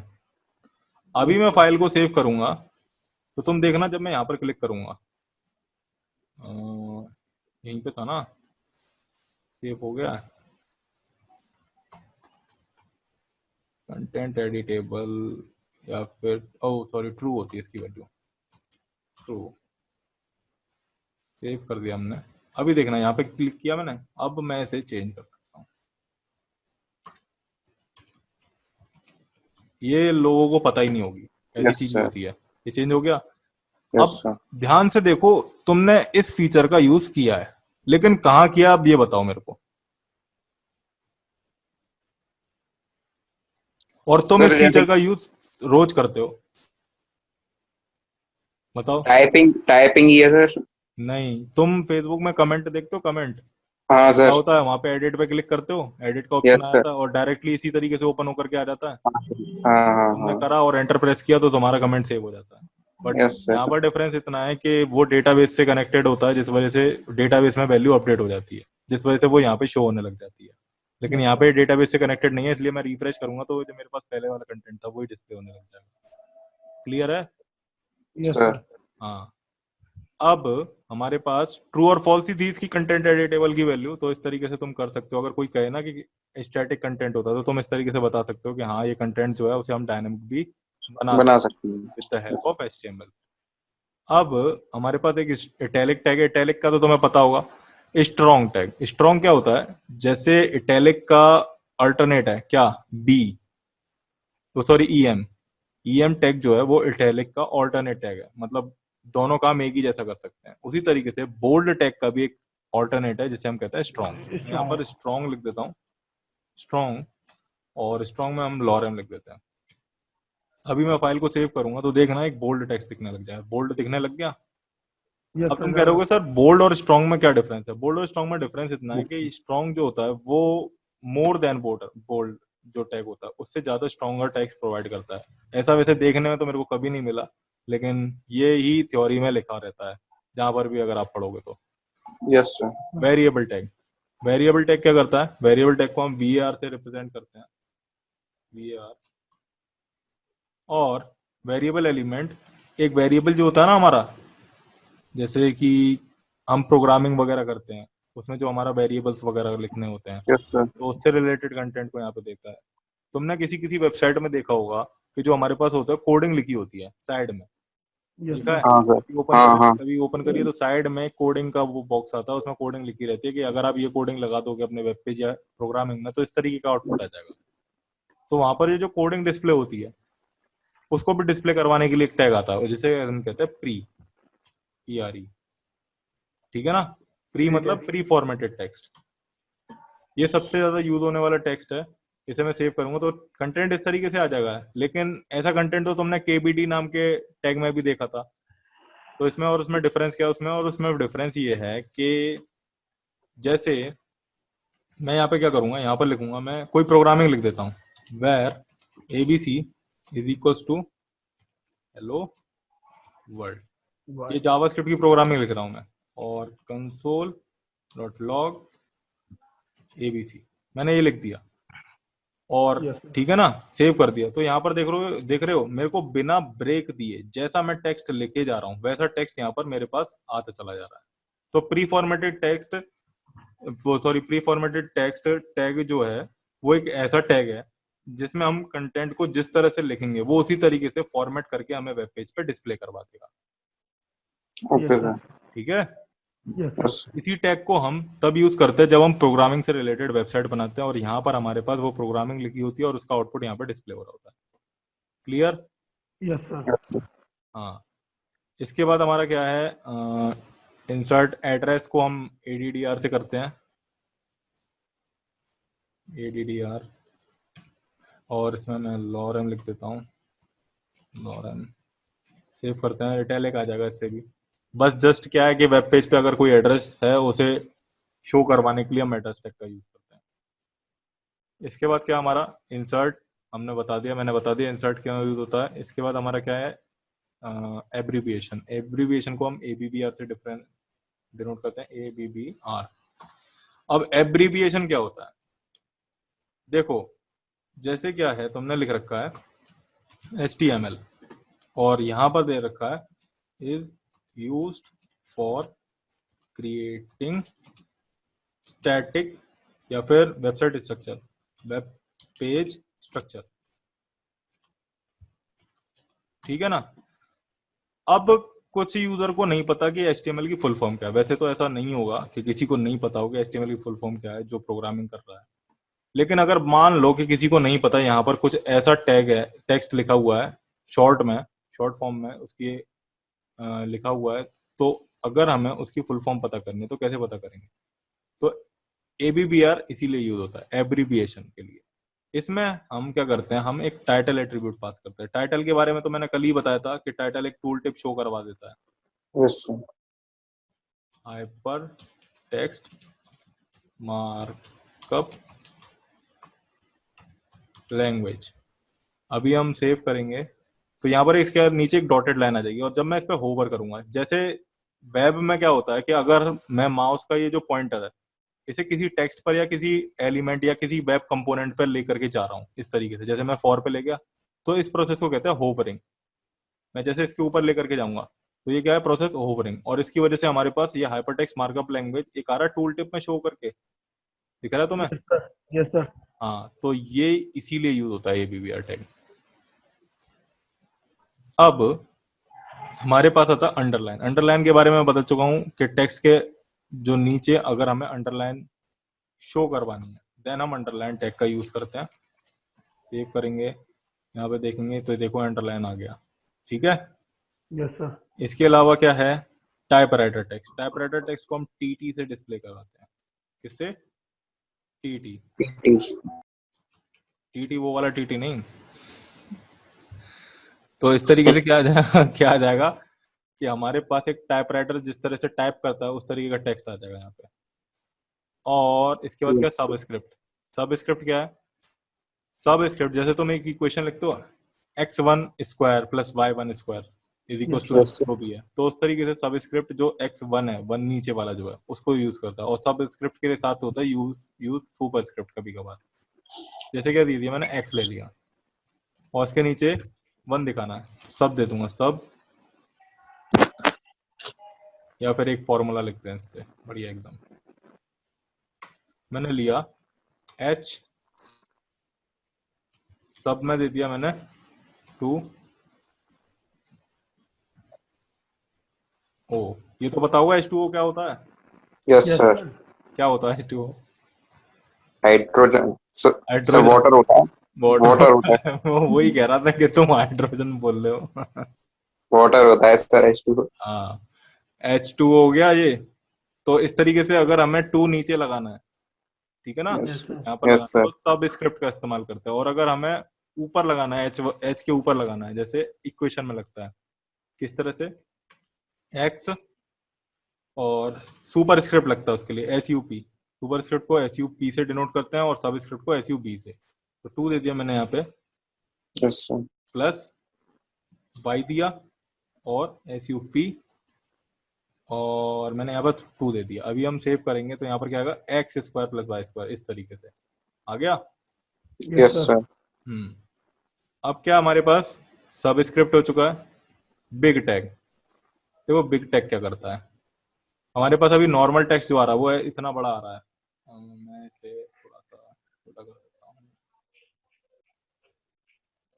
देखो नॉर्मल टेक्स्ट की फॉन्ट इतनी आ रही है, टेक्स्ट साइज इतना आ रहा है यस नॉर्मल सर। टेक्स्ट का। एक हमारे पास होता है बिग बिग टैग, मैंने दे बड़ा दिया और कर इसमें ले दिया लॉरेम। अभी हम सेव करेंगे तो हमारे पास एक टेक्स्ट आ गया बड़ा सा। इसको एक यस काम सर। करते हैं, पैराग्राफ और लेते हैं और इसमें लॉरेम पास कर देते हैं। देखो ये नॉर्मल टेक्स्ट आ रहा था उसका टेक्स्ट साइज कितना है, और जो बिग टैग के थ्रू आ रहा है वो इतना है। इसके साथ यस एक और सर। होता है बिग टैग के साथ ही बिल्कुल उसका जस्ट स्मॉल अपोजिट एक टेक्स्ट। टैग होता है स्मॉल। उसमें स्मॉल मैं टेक्स्ट। लॉरेम लिखूंगा तो वो नॉर्मल टेक्स्ट से भी छोटा आने लग जाएगा, देखो यहाँ पे। Yes sir. ठीक है। अब यस सर। इसके बाद हमारा क्या है, बिग हो गया, प्री फॉर्मेट हो गया, सैंपल। सैंपल टैग को हम ऐसे एमपी इसे रिप्रेजेंट करते हैं, ऐसे एमपी, और इसमें मैंने लिखा लॉरेम। सेव किया तो यहाँ पर एक सैंपल टेक्स्ट आ गया है, ठीक है ना। Yes sir. इसके बाद क्या हमारा मार्क टैग। मार्क टैग किस लिए यूज होता है, हाईलाइटिंग के लिए। जैसे मैंने दिया यहाँ पर एक पैराग्राफ लिया, सॉरी पैराग्राफ लिया और इसमें HTML दे दिया मैंने, और HTML is a mark markup language, ठीक है ना। HTML is a markup language. इसे सेव करेंगे तो यहाँ पर HTML is a markup language तो शो हो जाएगा, लेकिन अगर मुझे इस HTML को हाईलाइट करना है तो वो मैं कैसे करूंगा। उसको करने के लिए मैं यहाँ पर मार्क टैग लगा दूंगा, इसमें HTML लिख देते हैं और इसे डिलीट कर देते हैं। सेव, देख रहे हो तुम, एक येलो कलर की तुम्हारे पास बैकग्राउंड आ गया इस टेक्स्ट के पीछे। Yes sir. तो इस यस तरीके से सर। हम टेक्स्ट हाईलाइटिंग करते हैं HTML में। Yes sir. सुपर स्क्रिप्ट हो चुका है, स्मॉल हो चुका है। अब आता है quotes. HTML quotes are used to put short quotation on a website. In order to put quotes in HTML, we need to use HTML Q tag. और इसके साथ एक और होता है HTML block quote is used to define a block of text which is quoted from another source. The browser usually display the content within the block tag as indented text. अब इसका क्या मतलब है, देखो HTML में अगर हमें quotes दिखाना है तो हम कोटेशन प्रोसेस का यूज करते हैं। किस तरह से, कुछ इस तरह से यूज करते हैं। कोटेशन दिखाने के लिए हमारे पास जो टैग है HTML में उसे रिप्रेजेंट करता है Q से, और इसके आगे मैंने लिख दिया लॉरेम, और मैं फाइल को सेव करूंगा तो यहाँ पर हमारे पास ये दिख रहा है तुम्हें, कोट्स आ गए। Yes sir. इसको एनलार्ज करते हैं, ये देखो कोट्स दिख रहे हैं यहाँ पे। देखे तो होंगे कभी कभार वेबसाइट में कि ये बहुत यस बड़े सर। बड़े होते हैं। Yes sir. Yes sir. एक होता है ब्लॉक कोट, ब्लॉक कोड उसमें मैंने लिखा लॉरेम, तो ये एक इंडेंटेड टेक्स्ट की तरह जाएगा। इंडेंटेड मतलब यहाँ से मार्जिन लेकर के डिस्प्ले होने लग जाएगा, देखना। सेव करेंगे तो ये आ गया, यहाँ से मार्जिन लेकर के। ब्लॉक कोड में जितना भी टेक्स्ट होगा वो यहाँ से मार्जिन लेकर के आएगा। अब ब्लॉक कोड का जो टेक्स्ट होता है वो हम क्यों यूज करते हैं, अगर जैसे किसी ऑथर ने, मतलब तुमने कोई अपनी थीसिस लिखी या कोई वेब पेज बनाया या फिर कुछ ऐसी चीज लिखी जो कि अच्छी है वेब पेज पे, तो उसके बारे में ये तो देखना चाहोगे ना, ये तो बताना चाहोगे ना यूजर को कि जो चीज लिखी है वो किसने लिखी है। तो इसलिए ब्लॉक कोड यूज होता है। यहाँ पर ब्लॉक कोड में हम नाम लिख यस देते सर। हैं। मैं बताऊंगा कि ब्लॉक कोड के थ्रू हम एक वेब कंपोनेंट बना करके किस तरह से अपना नाम रिप्रेजेंट करते हैं। बट अभी ये जान लो कि ब्लॉक कोड से जो टेक्स्ट आता है वो एक इंडेंटेड टेक्स्ट होता है, मतलब यहाँ से मार्जिन लेकर के आए, और जो कोटेशन होता है उसकी मदद से हम अपने टेक्स्ट के अराउंड कोड्स को डिस्प्ले करवा सकते हैं। क्लियर। Yes sir. अगर ज्यादा जल्दी जल्दी तो नहीं बोल रहा मैं।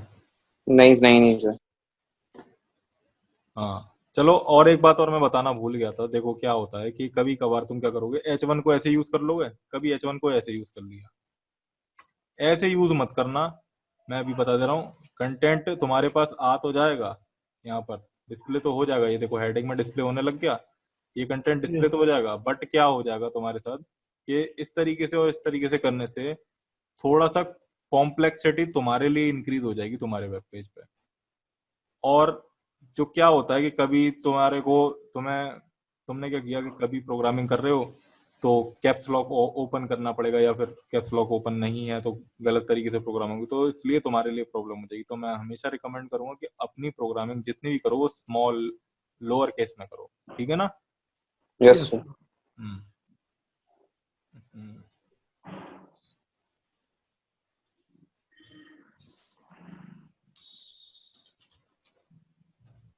अब ये तो हो गया, तो हम अपना नेक्स्ट टॉपिक देखते हैं क्या है। टेबल्स।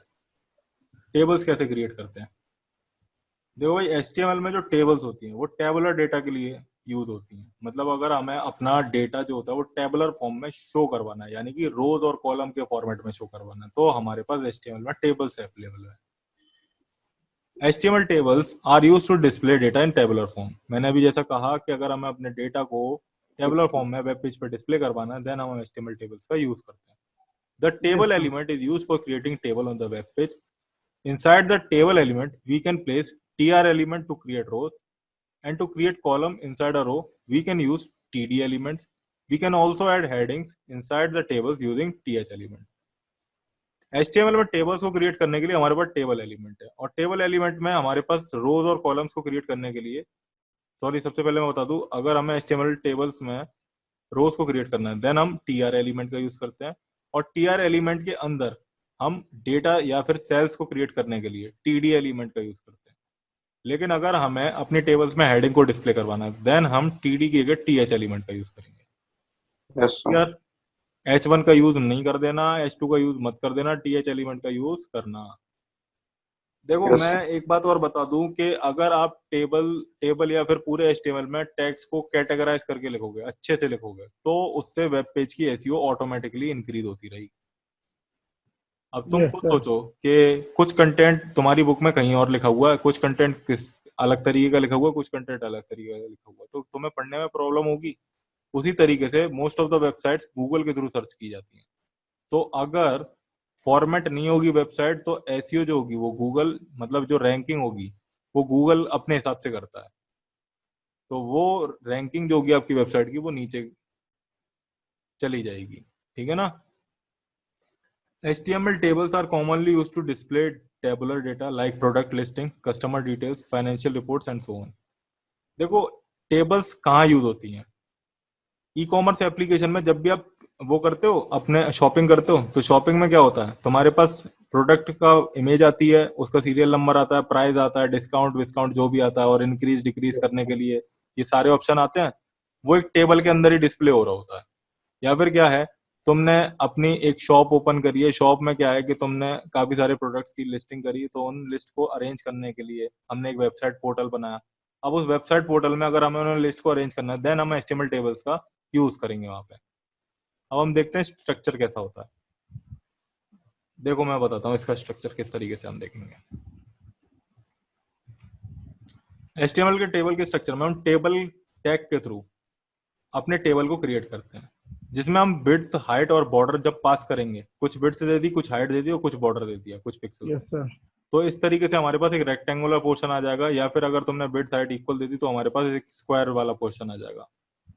इसके बाद हम tr एलिमेंट का यूज करके इस तरह से रोज क्रिएट करते हैं, और उसके बाद हम td एलिमेंट का यूज करके इस तरीके से सेल्स क्रिएट करते हैं। ये जो एक कॉलम तुम्हें एक ये दिख रहा है ना, एक डेटा दिख रहा है, मतलब td दिख रहा है, ये क्या है, ये पूरी एक सेल है।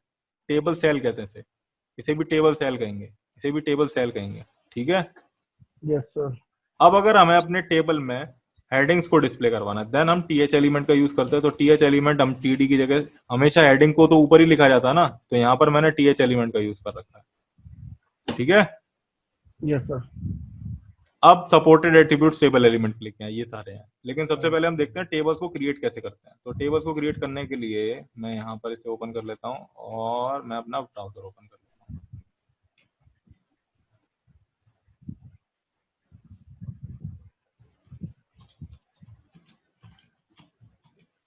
मैं एक बात तो तुम्हें बताना ही भूल गया कि मान लो कि ये जो हमारा वेबसाइट है, दिख रही है, वेबसाइट दिख रही है, हमारा वेब पेज दिख रहा है। Yes yes sir. सर। यहाँ पर अभी क्या आ रहा है, ये सर्कल आ रहा है, ये अर्थ सा शो हो रहा है, अर्थ वाला लोगो शो हो रहा है, यस या सर। इंटरनेट का लोगो कह सकते हो, वर्ल्ड वाइड वेब का लोगो ये शो हो रहा है। तो क्या है कि यहाँ पर मुझे अपने वेबसाइट का लोगो शो करवाना है, तो उसे मैं क्या करूँगा, उसे मैं करवाने के लिए यहाँ पर एक लिंक टैग पास करूंगा। लिंक, जब लिंक लिखोगे तो यहाँ पर एक फैब आइकन नाम से ये ऑप्शन आ जाएगा तुम्हारे पास, यस टैब प्रेस कर देना। इसमें इस तरीके से जो लाइन लिखी आ जाएगी, इसमें HREF में अपने उस इमेज का नाम पास कर देना। जनरली याद रहे कि जो इमेज का फॉर्मेट है वो किस में होना चाहिए, या तो .ico में होना चाहिए या फिर .png में होना चाहिए, ठीक है ना। JPG की भी इमेजेस शो हो जाती हैं, जैसे मैं अभी दिखा देता हूँ कि इमेजेस के अंदर हमारी पड़ी हो ना a.jpg, इसे लगा देते हैं। इमेजेस के अंदर हमारी a.jpg पड़ी हुई है, इसे सेव करते हैं। तो यहाँ पर देख रहे हो ये इमेज शो होने लग गई, यस सर दिख रहा है yes as sir yes sir. It's logo. तो इस तरीके से हम अपने वेबसाइट का लोगो सेट कर सकते हैं। अब हम टेबल्स पे थे, HTML टेबल्स पे। तो मैंने अभी बताया था फिगर में कि हम टेबल एलिमेंट के थ्रू क्रिएट करते हैं टेबल्स को। और अभी मैं अगर इसे सेव करूंगा तो हमारे पास क्या होगा, यहाँ पर हमारे पास कहीं ना कहीं एक डॉट आया होगा, छोटा सा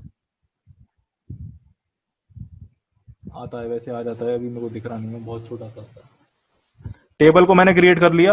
अब टेबल के अंदर हम क्या देंगे, विड्थ देंगे। विड्थ विड्थ मैंने कितनी दे दी, मैंने दे दी इसे विड्थ 700।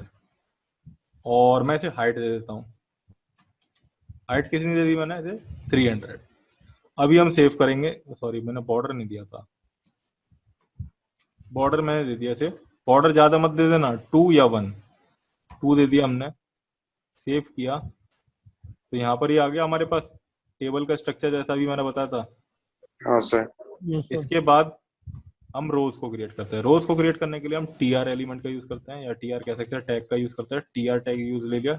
TR टैग की फुल फॉर्म है टेबल रो, ठीक टेबल है। रो कितनी रोज क्रिएट करनी है, मैं चाहता हूँ इसमें 3 रोज क्रिएट हो जाए, तो मैं 3 टेबल रो एलिमेंट लूंगा, 1 2 और 3। सेव करूंगा, टेबल रो क्रिएट हो गई, लेकिन अभी तुम्हें दिखेगी नहीं। क्यों नहीं दिखेगी, क्योंकि अभी हमने इसके डेटा को अरेंज नहीं किया। अब हम हर एक टेबल रो में 3 डेटा पास कर देते हैं, तो TD मल्टीप्लाइड बाय 3, तो हमारे पास टी 3 टेबल डेटा, मतलब 3 सेल्स क्रिएट हो गई हैं पहली वाली रो में। ये रो थी हमारी 1, और उस रो में हमने 3 डेटा सेल्स क्रिएट कर लिए हैं TD की मदद से। TD की फुल फॉर्म होती है टेबल डेटा। तो यहाँ पर दे देता हूं मैं डेटा 1, और यहाँ पर दे देते हैं डेटा 2, डेटा 3। यहाँ पर भी मैं वही काम करता हूँ, TD मल्टीप्लाइड बाय 3 और डेटा 4, डेटा 5, डेटा 6। यहाँ पर भी हम TD की मदद से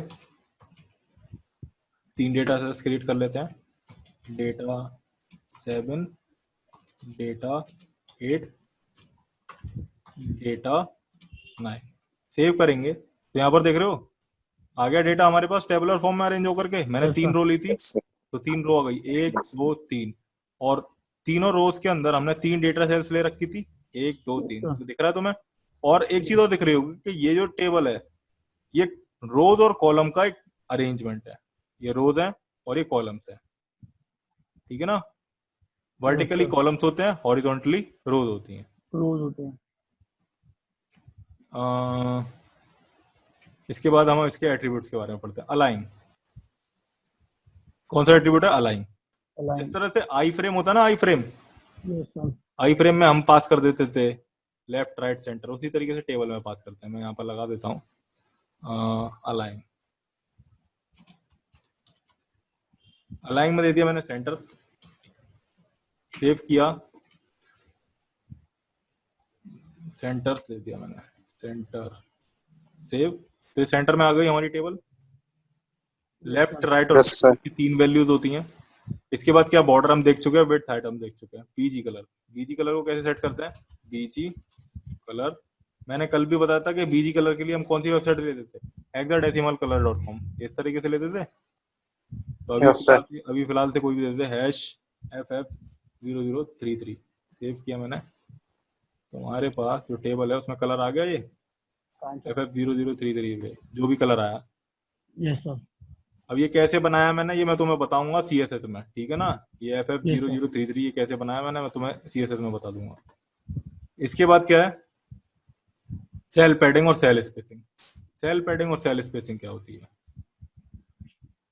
देखो सेल पैडिंग क्या होती है, ये डेटा है दिख रहा है, ये डेटा और पहला वाला जो इसका बॉर्डर है, टेबल में तुम्हें गौर से देखना, दो बॉर्डर दिख रहे होंगे, Yes, sir. दिख रहे हैं अलग दो बॉर्डर। अलग.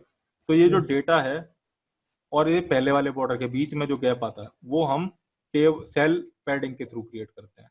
यहाँ पे दे दिया मैंने, इसकी हाइट थोड़ी सी कम कर देते हैं, सॉरी हाइट इसकी 200 कर देते हैं। अभी हम इधर के लेते हैं सेल पैडिंग। सेल पैडिंग में मैंने दे दिया 10 पिक्सल्स। अभी सेव करता हूं तो तुमने देख लिया 10 पिक्सल से डेटा और पहले वाले बॉर्डर में गैप क्रिएट हो गया, Yes, ठीक है। sir. और दूसरा होता है सेल स्पेसिंग। सेल स्पेसिंग से ये जो पहले वाला बॉर्डर है और दूसरा वाला बॉर्डर है, इनके बीच में गैप्स क्रिएट हो जाएंगे। मैंने दे दिया 10, सेव किया, देखो Yes, क्रिएट हो sir. गया। Yes, तो sir. सेल पैडिंग और सेल स्पेसिंग में ये डिफरेंस होता है, Yes, mostly sir. Cell padding use होता है, सेल स्पेसिंग नहीं यूज होता है। अब हम देखते हैं हमारा जो नेक्स्ट एट्रीब्यूट क्या है, वो है फ्रेम और फिर है रूल्स। देखो फ्रेम क्या होता है,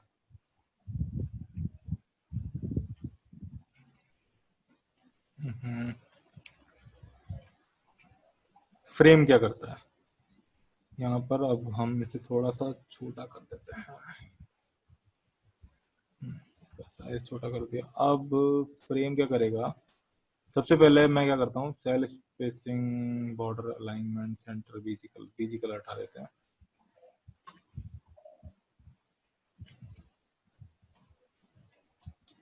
frames is equal to LHS। इसकी काफी सारी वैल्यूज होती हैं, एक होती है LHS।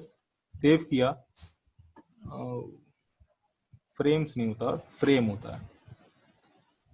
सेव किया तो ये देख रहे हो LHS में मतलब लेफ्ट हैंड साइड पे उसका फ्रेम क्रिएट होकर के आने लगता है। जो बाहर वाला बॉर्डर होता है टेबल में उसे कहते हैं फ्रेम, और फ्रेम हमने LHS दे रखा है तो लेफ्ट हैंड साइड में आ चुका है। RHS दे देंगे तो राइट हैंड साइड पे आ जाएगा, ठीक है ना। Yes, top sir. दे देंगे तो ऊपर आ जाएगा, सॉरी टॉप नहीं होता, अब होता है। अब दे देंगे तो वो ऊपर आ जाएगा, डिस्प्ले हो जाएगा। बिलो दे देंगे तो वो नीचे हो जाएगा, ये देखना, ठीक है। अब बिलो हो गया। एक होता है वॉइड, वॉइड दे दिया तो मतलब नथिंग, कहीं पर भी नहीं रहेगा हमारा फ्रेम, जिस इस तरीके से आ जाएगी। और अगला होता है रूल्स। रूल्स की एक वैल्यू होती है ऑल। जब मैं ऑल दे दूंगा तो हमारे पास एक बॉर्डर हट जाएगा। तुमने देखा अब यहाँ पर सिंगल लाइन बॉर्डर आ रहा है, आ रहा है सिंगल लाइन, बताओ। Yes, Yes, sir. sir. हाँ, तो ये सिंगल लाइन बॉर्डर आने लग जाएगा हमारे पास। क्लियर हुआ सारे के सारे एट्रीब्यूट्स के बारे में। Yes, sir. Yes, अब sir. आता बात स्पैनिंग रोज एंड कॉलम। हम रोज और कॉलम को टेबल के किस तरह से स्पैन कर सकते हैं। स्पैनिंग का मतलब होता है ज्वाइन करना, एक साथ करना, मतलब एक तरीके से कंबाइन कर देना, ठीक है। Spanning allow us to extend table rows and column across multiple other rows and column. Spanning feature की मदद से हम अपने रोज और कॉलम को एक्सटेंड करके दूसरे रो और कॉलम में भी मिला सकते हैं, कंबाइन कर सकते हैं। We can span rows and column with the help of row span and call span attribute. Row span और call span attribute हमें हम row span और call span attribute की मदद से अपने rows और columns को span कर सकते हैं HTML tables में। The row span is used for spanning rows while call span is used for spanning column. Row span attribute को हम rows को span करने के लिए यूज करते हैं और call span attribute को हम कॉलम्स को स्पैन करने के लिए यूज करते हैं। अब हम देखते हैं किस तरह से हम स्पैनिंग कर सकते हैं रोज और कॉलम्स की। तो मान लो कि मेरे पास ये जो डेटा 9 है, दिख रहा है data 9, Yes, sir. Yes, sir. ठीक है ना। ये नहीं है, समझ लो कि ये नहीं है, यहाँ पर कोई डेटा नहीं है, डेटा को डिलीट कर दिया मैंने। तो इस तरीके से आ जाएगा हमारे पास, लेकिन ये अनइवन स्ट्रक्चर दिख रहा है टेबल का, मतलब इसका अपीयरेंस बहुत ही खराब लग रहा है, मेरे को सही नहीं लग रहा। मैं अब इस डेटा 8 वाली को इस वाले किससे कॉलम से स्पैन कर दूंगा। तुमने देखा कैसे, मेरे को कैसे पता चला कॉलम से स्पैन करना, रो से स्पैन नहीं करना। देखो रोज का स्पैनिंग हमेशा ये होगी, ये ऊपर वाला और नीचे वाला इस तरीके से, और कॉलम्स की स्पैनिंग कैसे होगी, इस तरीके से। Yes sir. ठीक है, वर्टिकली रोज की, हॉरिजॉन्टली कॉलम्स की। कॉलम्स। तो अभी हमें हॉरिजॉन्टली करनी है, तो डेटा 8 में हम क्या दे देंगे, कॉल स्पैन दे देंगे, बिकॉज हमने ये पढ़ा था अभी स्लाइड में कि कॉल स्पैन एट्रीब्यूट की मदद से हम 2 कॉलम्स की स्पैनिंग कर सकते हैं। मैंने यहाँ दे दिया कॉल स्पैन, और हमें कितने की करनी है, 1 और 2। 2 पास कर दिया, सेव किया, तो यहाँ पर दिख गया तुम्हें 2 कॉलम से स्पैन हो गए हॉरिजॉन्टली। अभी थोड़ा सही लग रहा है।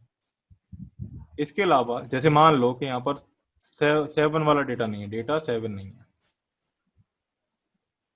ठीक है, सेव किया तो इस तरीके से आ गया। अभी अजीब सा लग रहा है। अब मुझे डेटा 4 को नीचे वाली रो के लिए कैसे करना है, तो डेटा 4 लेंगे और उसमें हम दे देंगे रो स्पैन, और 2 पास करा मैंने, तो देख रहे हो डेटा 4 वाली नीचे वाली उससे मिल गया। Yes sir. समझ में आया कि रो स्पैन और कॉल स्पैन किस तरह से करते हैं हम। Yes sir. मतलब रोज को ज्वाइन कर देना, कंबाइन कर देना, रो स्पैनिंग प्रोसेस होता है, और कॉलम्स को कंबाइन कर देना, कॉल स्पैन प्रोसेस होता है। Yes sir. एडिंग कैप्शंस, अगर हमें अपनी वेबसाइट, अपने टेबल में कैप्शंस को ऐड करना है तो किस तरह से करते हैं। कैप्शंस को ऐड करने के लिए हमारे पास HTML टेबल में कैप्शन एलिमेंट है। यहाँ पर मैंने क्या दे दिया, सॉरी, HTML टेबल के अंदर ही देना कैप्शन, ठीक है। Yes sir. यहाँ पर हम कैप्शन दे देते हैं, कैप्शन, और मैंने दे दिया डेटा टेबल। अब तुम कह रहे होगे सर कैप्शन क्यों यूज कर रहे हैं। देखो कैप्शन क्या होता है, एक तरीके से रिप्रेजेंटेशन होता है कि ये डेटा जो टेबल में अरेंज हुआ है ये किसके बारे में है। कैप्शन एक तरीके से हेडिंग भी कह सकते हो। ये देख रहे हो डेटा टेबल आ गया, ये हमारे पास दिख रहा है कैप्शन, बताओ यस सर। कहाँ खो जाते हो तुम लोग, इतना तो कॉम्प्लिकेटेड नहीं पढ़ा रहा मैं।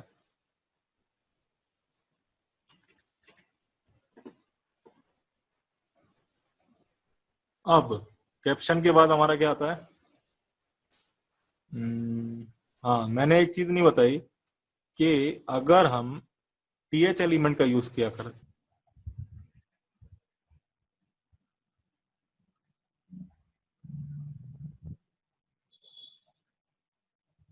रासू।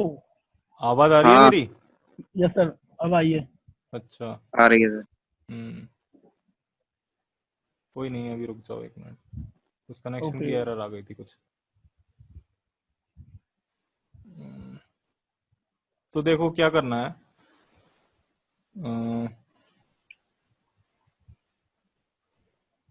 कैप्शन हो गया था हमारा, मैं क्या करवा रहा था, हाँ मैं TH के बारे में बता रहा था।